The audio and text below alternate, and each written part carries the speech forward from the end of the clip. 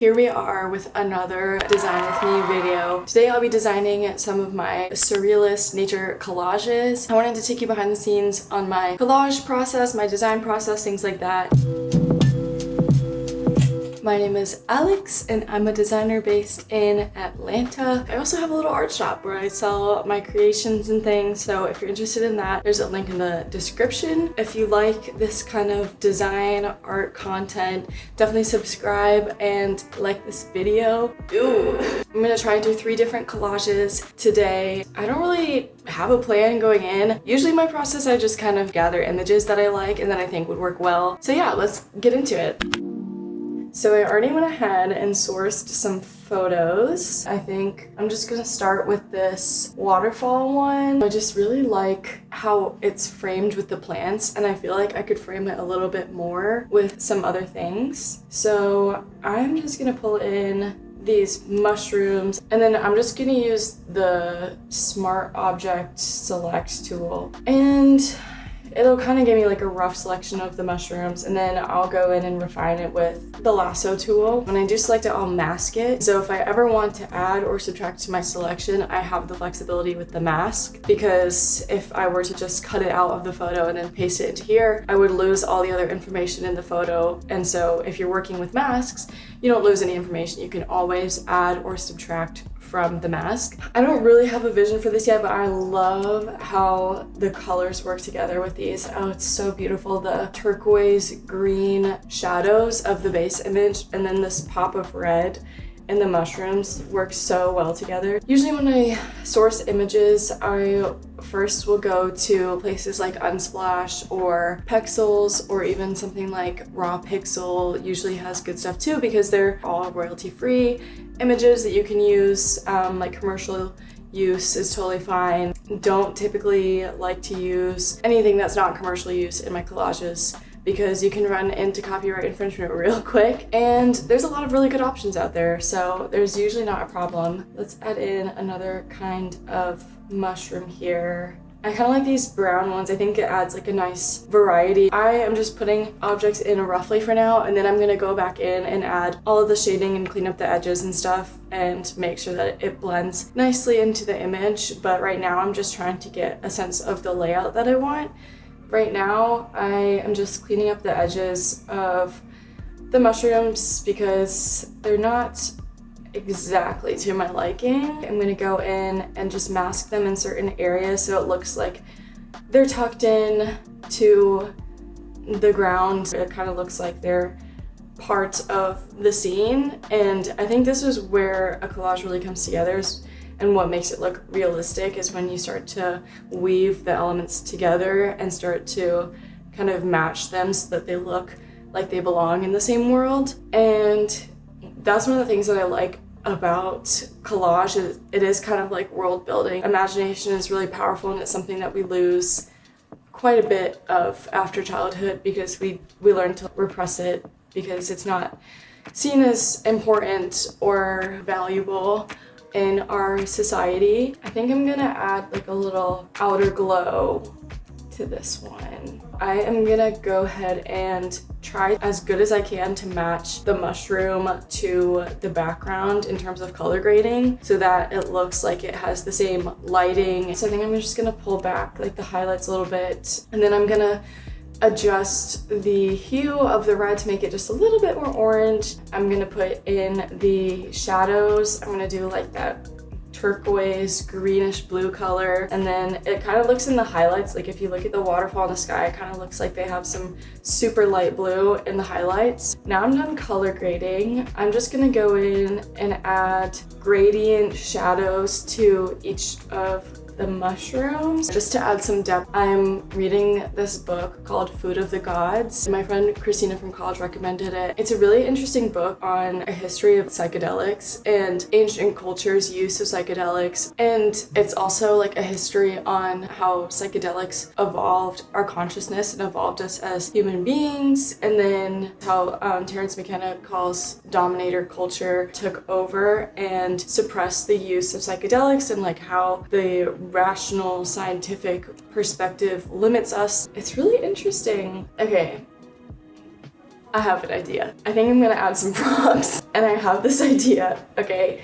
It's based on the meme, The Council's Deciding Your Fate. I'm gonna add in the frogs. They kind of look like they're judging you and perceiving you. They kind of look like they're the gatekeepers for this waterfall. It's kind of giving the vibes of like the caterpillar from Alice in Wonderland. Let me just shade them really quick. I'm gonna add a shadow under the frog. I'm just gonna do it on a separate layers. Like whenever I add shadows, if I'm doing it on top of the object, I will do a layer above it and then clip it to the layer below, put it on multiply blending mode, and decrease the opacity to about 70 to 80, depending on how dark I want the shadow to be. And if I'm shading below the object, like I'm drawing a shadow for it, then I'll do a layer below it. I'll also put it on multiply and 70-80% opacity. And I find that to be the best way to go about shading. Okay, the council is deciding your fate.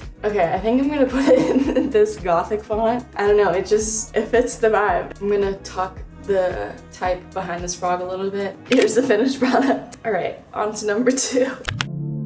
I found this motel sign that I really liked, and I want to figure out a way to incorporate it into some nature scape. I'm gonna cut it out. I think it'd be cool if I put it on this like pink clouds sky background. Okay, yeah, I love the red, goes so well. The red and the blue match perfectly. The colors just go so well together. I'm gonna go in with my classic cloud brush. Just look up Clouds by Mila and it'll be the first thing that comes up. It's on brusheasy.com. I'm just gonna go in with the cloud brush here on the mask of the motel sign so that I don't lose anything from the original image. I am just gonna go in and adjust the cafe sign so that it matches the background. Oh, I totally forgot to mention how you did that before. You can just go into filter, camera raw filter, and that'll open up the camera raw window and it'll allow you to do all of these very specific lighting, color adjustments. It's basically like all of Lightroom in one Photoshop action. I think eventually I would like to leave Adobe. They are problematic and I don't really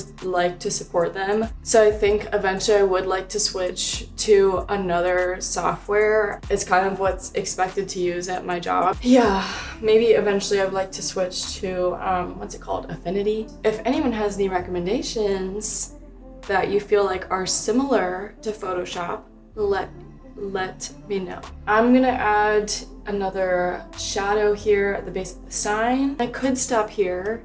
Feels a little basic, feels like I haven't really done enough. So I think I'm gonna take it one step further and put it on a TV screen because I can. So I found this retro TV. It worked out really nicely because it is already that bright scarlet color that ties into the cafe sign and the clouds. I selected the screen of the TV. I am just using the perspective warp tool here. It'll do all of the adjusting to the perspective for you when you move any of the corners, which is so nice. I'm gonna kind of line it up with the edges of the TV box. I want to take it a step further and also want it to match the bulge shape of the TV screen. So I'm gonna distort it a little bit. The way that I'm gonna do that is I'm gonna go into filter liquify. I'm gonna make my brush really big and do the bloat tool and just do it in the middle there just a little bit, and it'll kind of give it that fisheye effect so that it'll look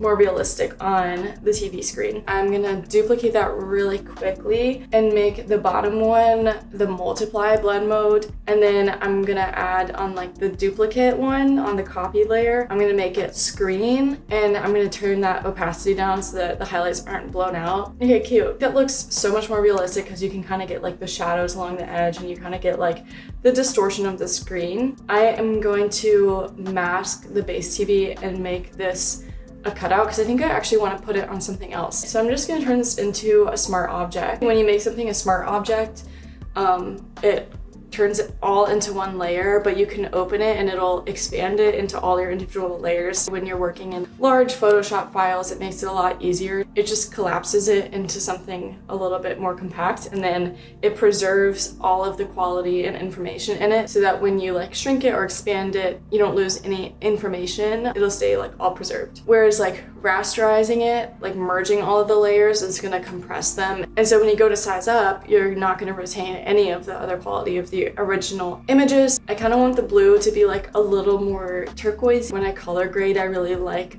kind of like a warmer blue, and I like it to be like a little less saturated. Now I'm gonna add a drop shadow under this TV so that it looks like it's actually in the scene. I want it to take on the form of the waviness of the surface a little bit to make it look the most realistic. I'm gonna go into transform warp. So I think I've got my shape down here, and so I'm just gonna put the blend mode on multiply and then turn the opacity down to a little bit lower here because it's a pretty strong shadow. And then I am gonna mask the layer with a gradient, black to white. That way it looks like a little bit lighter towards the edge of the shadow and a little bit darker towards the inside of the shadow. Okay guys, I have another idea. What if I put this inside another TV? Yeah, we're gonna do it. I'm gonna save this collage as a JPEG, and then I'm basically gonna overlay it on this TV screen. So I'm actually gonna go back and put the original screen on this TV so that when I do this collage on top of this screen, it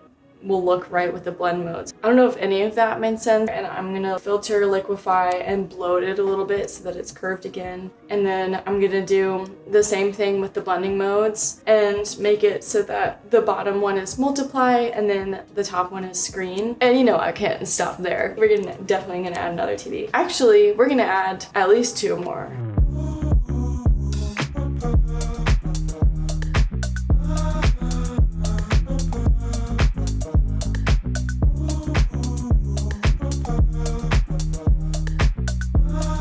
I actually really like how it came out. I think it looks even cooler than the original one, but it's just funny because at this point, like literally you can't even see the motel sign. Like the original collage doesn't even matter, it just kind of morphed into something different. But that's kind of how collage works. You kind of just have to let it take you, and you have to like listen to the photos and what they want. One more collage to make.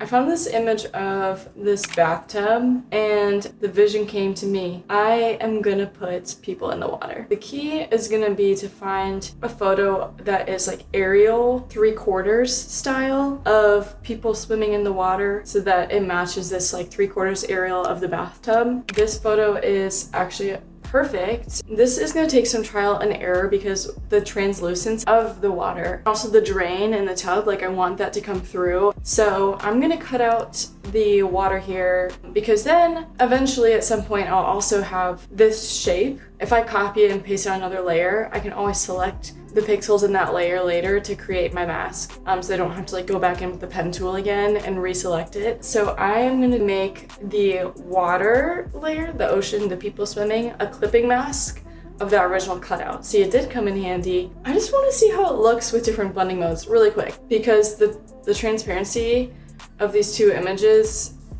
is gonna be interesting to play around with, and I think it's gonna take some fiddling. I'm gonna be honest, there is no specific strategy. Multiply is one of my go-tos. Screen and overlay are also some of my go-tos. I think one of the problems is this pink color of the tub is messing with the color of the water when I try and do other blend modes. So I think I'm gonna try and make the tub more white, like less saturated for now, and just see how that looks because it might make the blending modes look a lot better. Yeah, already so much better. I'm just gonna adjust the water so that it comes up a little higher, fills up the tub a little more, just for the composition. Cool, I think this is looking pretty good. What it needs is maybe an edge to the water because the edge is looking pretty sharp right now. I don't know, it's looking pretty fake. The only thing that I can really think of is to pull in a photo of an ocean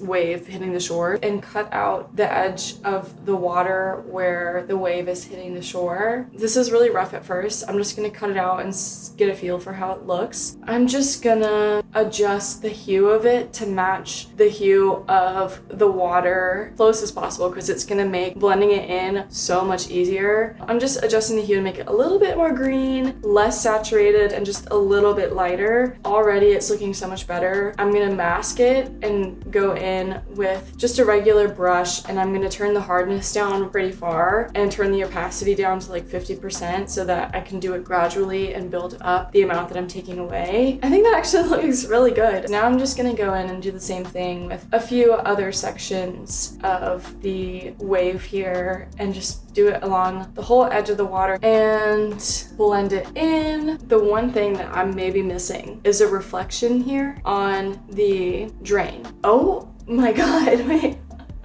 I literally did not see this when I first downloaded the image. Let's leave it. Should we tell them? I think I'm gonna bring the pink back in just on the background. This is the finished products. This is literally like the wave pool at the water park. Those are always like questionable to me. I don't know, it just seems like a little bit sketchy. So here's all 3 of my collages together, and I really would like to turn these into prints and sell them. So let me know if you would want to buy a print like this. I will make it happen. That is all for today. If you like this format, you like this kind of content, definitely subscribe and let me know if you want to see more videos like this. I love making this kind of stuff for you guys, so thank you so much for being here. I will see you in the next one.